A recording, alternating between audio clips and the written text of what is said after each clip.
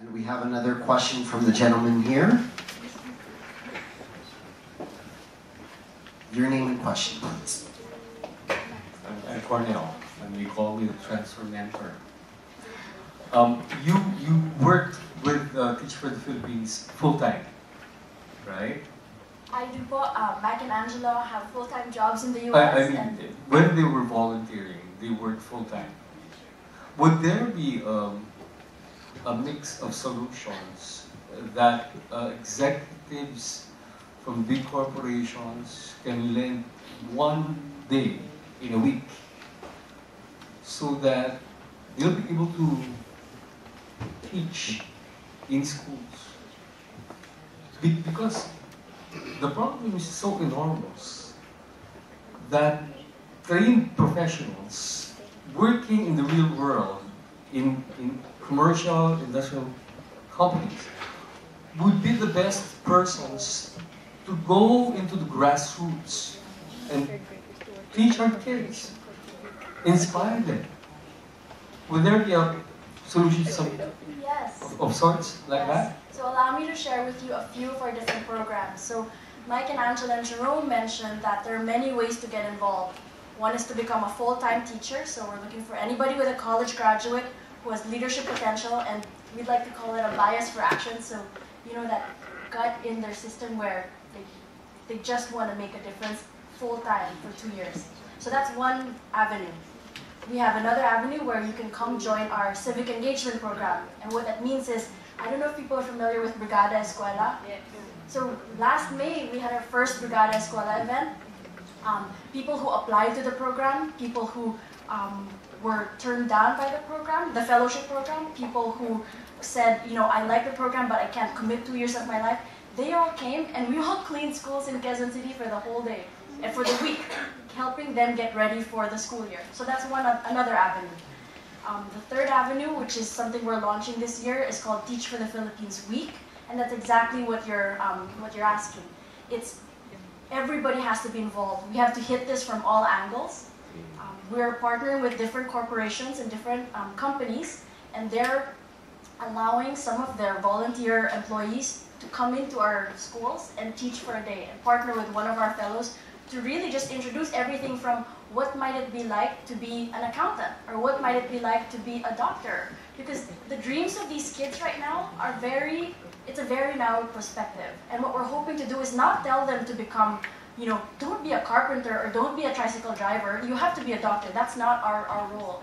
So the role of the 53 fellows and the role that we all want to to live out is one where we tell them, yes, if you want to be a carpenter, then be the best carpenter you can be, but look, there are other options. Be a rocket scientist, be a pilot, be a... Does that make sense? So that's what we want to do. That's how we'd love for you to get involved. Partner with us, your company, your corporation. Maybe one or two of your senior leadership can come in and teach for a day. Great. I call that Ifugao spirit. Ifugao? Yes. Ifugao spirit. The Filipino has been known to turn a mountain into a playground producing rice for us. Correct? Unless we realize that, that we have already done it, but that spirit is dying. We're here to live that up. We need to revive it. Thanks. Thank you. We have a question here from the lady in white. And your name and question, please. Hi, good afternoon. I'm Joy Lapus. I'm from the Philippines. I'm from Quezon City, and I'm taking up. I'm a student here in AIM, taking up Masters in Development Management. So prior to AIM, I've worked with public school teachers, training them basically with the same goal of improving the quality of education in the public schools. My question is, while the AVP was showing, I got curious, how do the teachers in those Quezon City public schools feel about the entry of these volunteers, of these fellows? Don't they feel threatened or insecure, or because here in AIM we're heavy on stakeholder analysis, and that's one way of making sure that there's a buy-in for them to support the project. So how do you engage the teachers who are already there? So allow us to answer that in two ways, because I think that's a reality that's not specific to Quezon City or specific to the Philippines. It's the same reality that Mike and Angela face. So allow me to briefly respond to that, and then I'd like them to first tell you their first-hand experience with, with dealing with teachers. We believe in inclusivity, and so we're not just going in there butting heads with everybody. We partnered with the Department of Education. We partnered with the Quezon City Local Government Unit. We welcomed all the principals and the teachers and invited them to understand who we are and what our program is.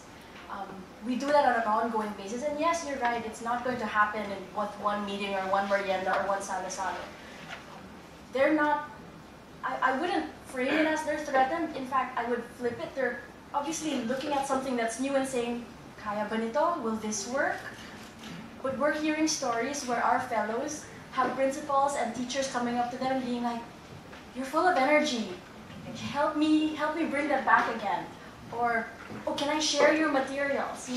So we're there to partner with them, and I'd like actually for maybe Leslie to answer that, because she's a fellow who's facing this firsthand. She's 1 month in, so give her that. She's 1 month into the classroom. We're on week 6.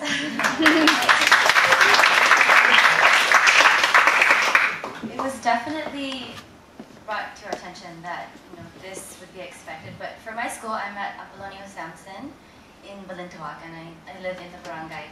And with our principal and with our co-teachers, we feel very, very grateful that they're very welcome. We have a principal who wants to try and be open to new things that's going to raise the NAT scores. We have a very supportive master teacher she wants to be our mom, she said.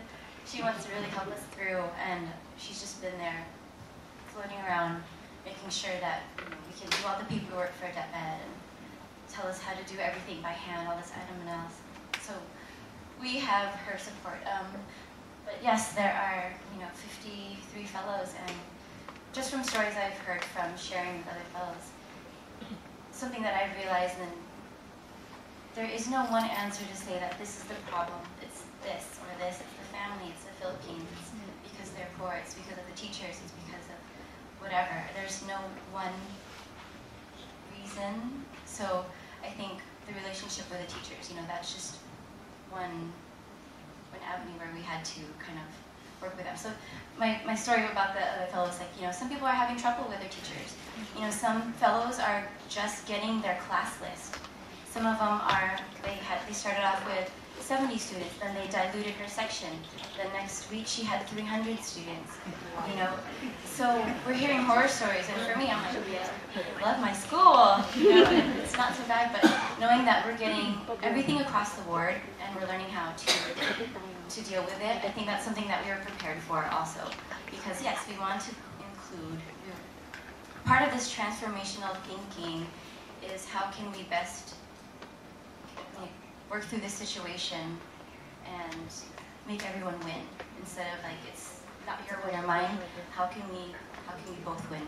And it is about the students. So I think that's something that I feel very fortunate with the principal at my school.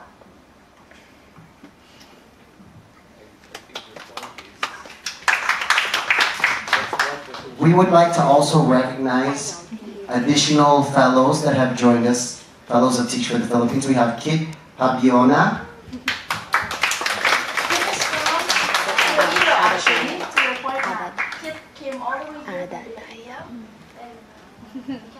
We also have Ada Kaya.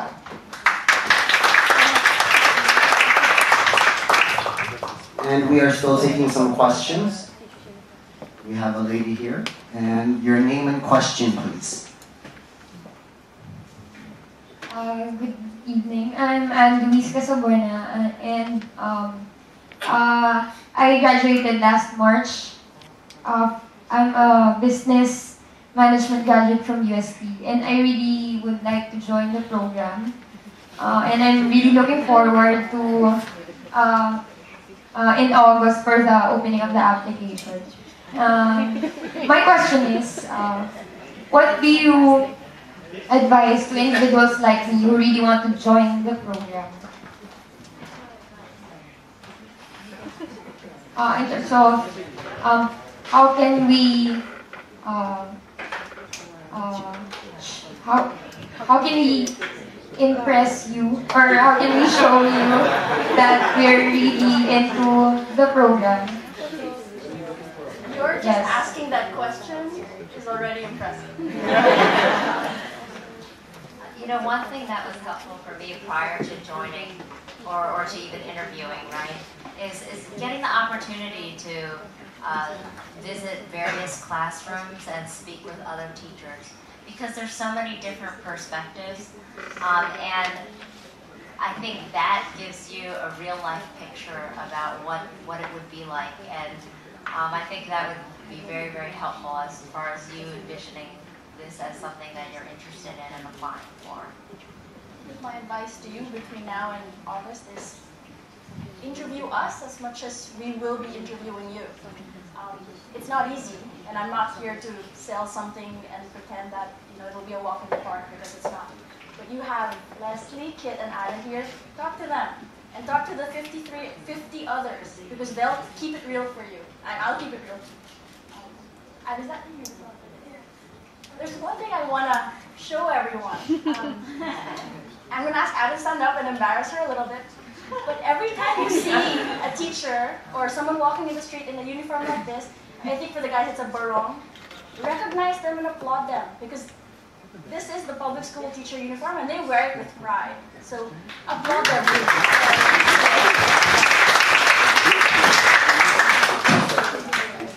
We still have time for some additional questions.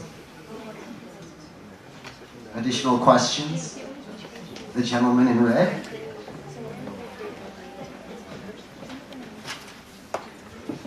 And your name, please, sir, as well as your question. Hi, I'm John Faustorelia from the Philippines. I'm also a student here at AIM for the Masters in Development Management. I'm particularly curious about the organization's future directions with regards to, specifically you mentioned something about implementations in NCR. And I was wondering, like, do you have plans that would sustain, or would you transfer to another location? I'd like to know more about the organization's strategy. So like I said, we are right now in grade 3 and right now in Quezon City for the first year. So the 53 fellows are teaching across 10 public schools in Quezon City. This coming year, we're looking for 60, and we're likely staying in NCR, so in Metro Manila. Strategically, we are working with various groups, in fact, Dean Luis and several other advisors, to see where can we be most impactful. So we have our own limited resources, and we want to so-called get the most bang for our buck, right? So if that means going to Visayas or to Mindanao later on, then that would be the plan. But right now, we are working the program and testing the waters, and then seeing how we can expand from there. So let me get back to you on that, but come visit our website, and it'll be up there eventually. And we have time for one more question from a gentleman right here. Good afternoon. My name is Jason Dumantay from Yahoo Southeast Asia. I'm not a teacher. My question is, this is a frustrating question actually. There's a lot of students, even in MCR, who really want to study, who really want to get good education, but they don't have the resources. Sometimes they don't even have the transportation money to go to school. They don't even have money to eat during class. How does it make you feel as teachers that you see the students fighting to get the quality education, but they don't have the resources to do so?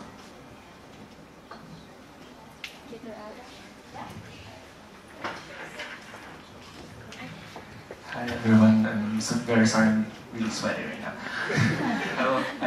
I came from my school. I'm currently assigned in Santo Cristo Elementary School, that's behind SM North and neighbors with the division of Quezon City. Now, for that question, let me share your story. Here's a kid named Chris. Chris at night works as a parking boy in the Philippine Heart Center. We all know where that is. And then goes to school the next day. Chris has no father. Chris's mother works as a cleaner in QC Circle. Chris is one of my advisor kids right now. How do I feel every time I see him? every time I see him, I see a future because that kid never gives up. He knows hard labor, he knows work, and as a teacher, even though I can't, support him financially or give him the basic needs that a parent should give him, it's my role to make up for what he lost while he was absent, to make up for the time that he wasn't there to be in school. As a teacher, the only thing I could do is to do my job and be the best that I can be as a teacher. And little by little, I know that Chris would be someone because he knows that he is already going to be someone because he has a dream. And I am there to help him reach that dream.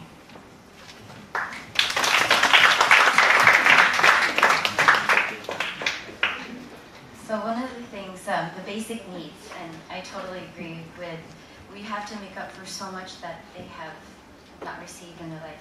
For example, reading time. I do remedial after school until about 2:30, and just seeing that sometimes I'm reading with a student and another one will come up just to have contact, and they'll read, and they don't care if I'm listening or not, but just to have the contact. So that's nurturing. That's something. The canteen drives us crazy because it's full of junk food. So they're already malnutrition. They're already having a hard time learning.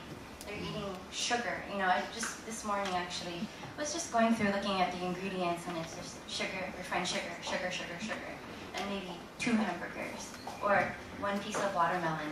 We have a class of almost 50. So one of my fellows at my school, he started taking out the junk food and he doesn't sell it. So I started doing it, and if it's not there, they can't buy it. So I try to at least take out, the things that are pretty much 100% sugar.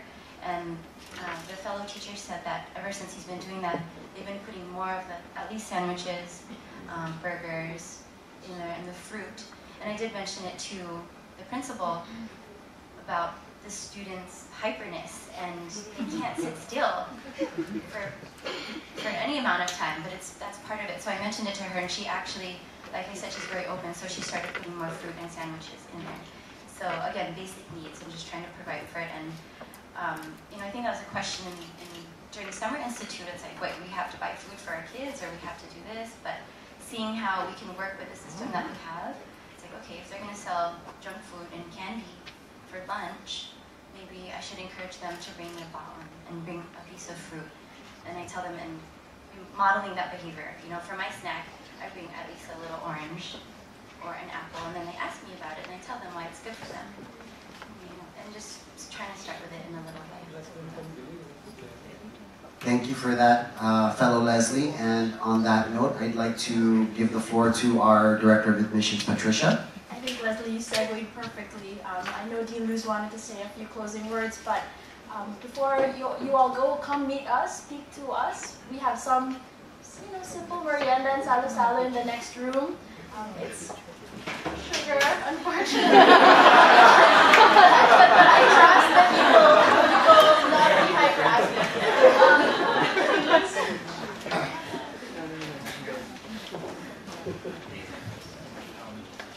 Asian Institute of Management is a school for Asia, and one of the things I thought might be good that you might want to say is that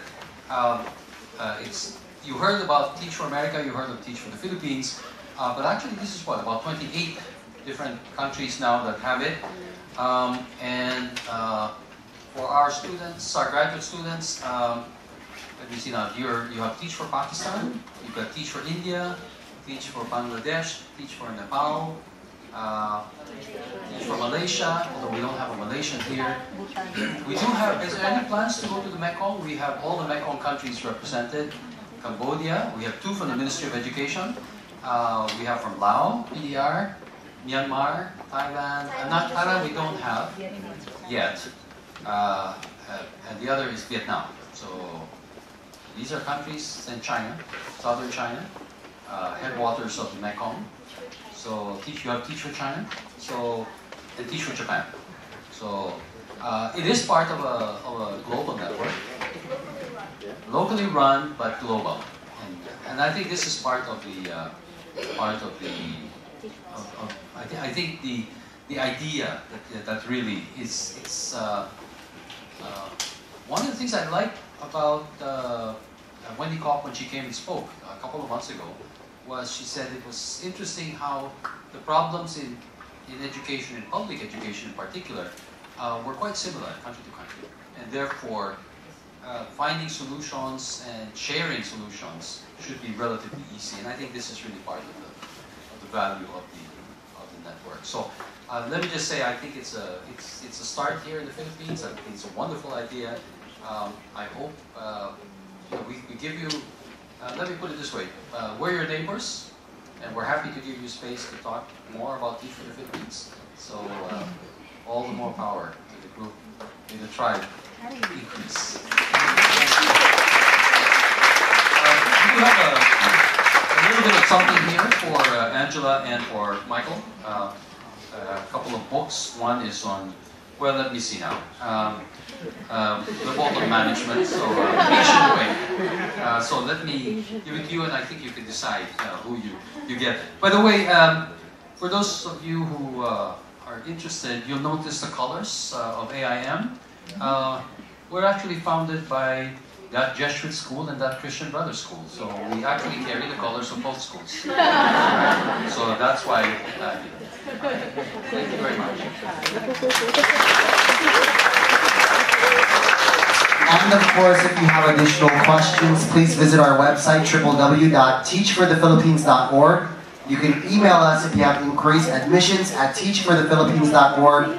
Please visit our Facebook page, facebook.com/teachforthephilippines. And you can also follow us on Twitter, twitter.com/teachfortheph. Thank you so much, and again, we have refreshments outside.